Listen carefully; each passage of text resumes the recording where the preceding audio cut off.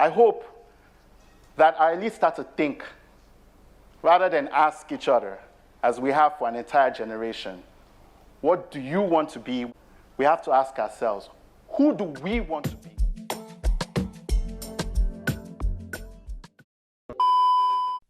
Welcome to Pan-African Lifestyle, where we rep the motherland.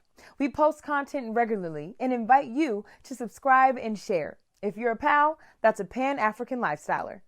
Our wars, our tragedies, our challenges, our survival instinct, the traumas, and the different things that we have had to face take on so many different forms. Yet our need for protection, our love for life, the resilience and the ability to overcome, the want to overcome, can be so similar in human spirit. After the crises, after the tragedies, after the traumas, after everything has happened to us, life must go on because we are here. We must rebuild. We must restart. Our common language is the ability to overcome. Our common language is resilience. Our common language is hope. Our common language is togetherness. But most importantly, our common language is LOVE, love. Personal success will not insulate you from the failures of your society. It doesn't matter how successful we become. Everything can be taken away. In reality,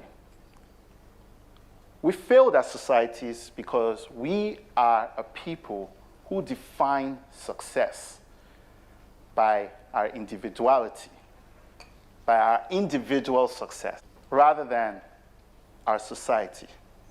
What does it mean to build a future in the interest of the collective? We're still figuring it out. You have to have a commitment to collaboration.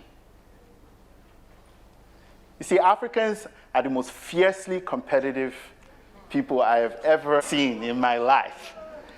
And it's very funny, the kind of things we compete about. A bigger house. I better pass my neighbor. We don't compete about who's going to go to the hospital and pay the most bills. Our billionaires, who we glorify, do not compete about impacts. That commitment to collaboration for the common good is the first principle.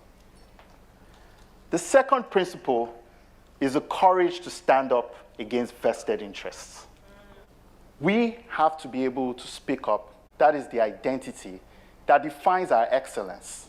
Are we merely the products of luck, just enjoying lottery of birth? And if we are, then we have to do something to fix it.